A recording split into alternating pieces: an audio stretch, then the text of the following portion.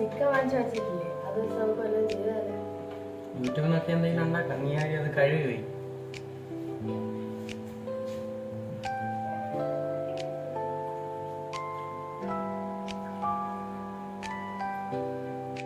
ഇതിന് ആവശ്യമുള്ളത് കുറച്ച് മഞ്ഞൾപ്പൊടി, കുറച്ച് മുളക് പൊടി, ഉപ്പും.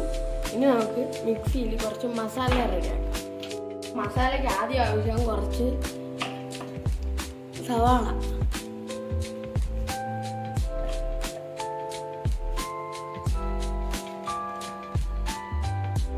പിന്നെ കുറച്ച് ജീരകം,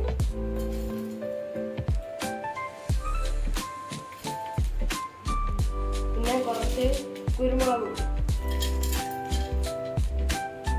സോറി പൊടിയല്ല കുരുമുളക്, പിന്നെ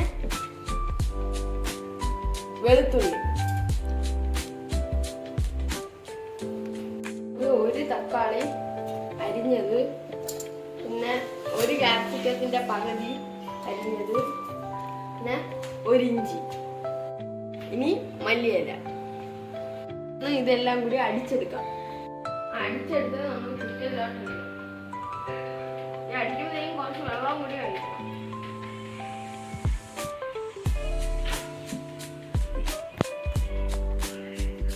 ഇനി കുറച്ച് തൈര് കൂടി ഇനി എല്ലാം കൂടി മിക്സ് ചെയ്യണം.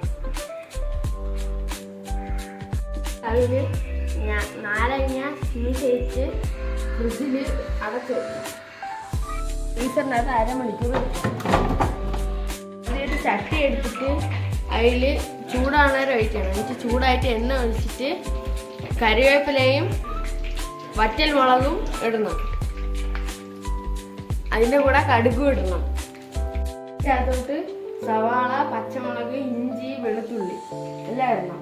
ജസ്റ്റ് ഒന്ന് കളർ മാറുന്നവരെ അതിനിങ്ങനെ വശക്കണം. ആവശ്യത്തിന് ഉപ്പ്. കളർ മാറുമ്പോഴത്തേക്കും കുറച്ച് ഒരു തക്കാളി അരിഞ്ഞിടണം. ഇപ്പൊ നമ്മൾ ഉണ്ടാക്കുന്ന ചിക്കൻ കറിയാണ്. ഉണ്ടാക്കുന്ന അച്ഛൻ സ്പെഷ്യൽ ചിക്കൻ കറിയാണ്. അപ്പൊ അതിലേക്ക് നമുക്ക് ചിക്കൻ ഇടാം.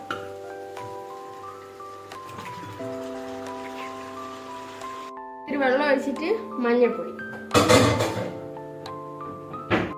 ചൂടാവുന്ന സമയം കൊണ്ട് നമുക്കൊരു മിക്സ് ഉണ്ടാക്കണം. മുളക് പൊടിയും മല്ലിപ്പൊടിയും കൂടി ഇട്ട് ചൂടാക്കി എടുത്ത ഒരു മിക്സാണ് ഇത്. ഇനി ചൂടായിട്ട് ഇതെടുത്ത് ഇതിലോട്ട് ഇടാം. ഇനി ഇതെടുത്ത് ഇടാം.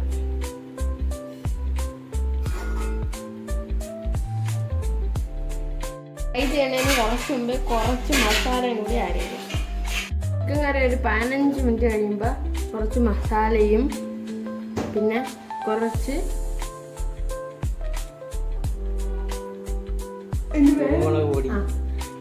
കുരുമുളക് പൊടിയും കൂടി കഴിഞ്ഞ് ലാസ്റ്റ് കുറച്ച് മല്ലിയില. സ്പെഷ്യൽ ചിക്കൻ കറി റെഡിയായി. നേരത്തെ ഫ്രൈ ചെയ്യാൻ ഗ്രില്ലുണ്ടെങ്കിൽ നിങ്ങൾക്ക് അതിൽ ചെയ്യാം. നമ്മളെ ഗ്രില്ല് വേട്ടം കമ്പുവിൻ്റെ വീട്ടിലാണ്. അപ്പം നമ്മൾ പാനിൽ കുറച്ച് ഓയിൽ ഒഴിച്ചാണ് ചെയ്യണം. ഓയിൽ ചൂടാവുന്ന വരെ വെയിറ്റ് ചെയ്യാം.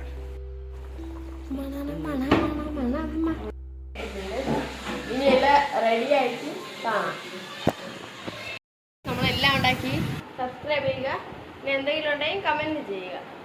ബൈ.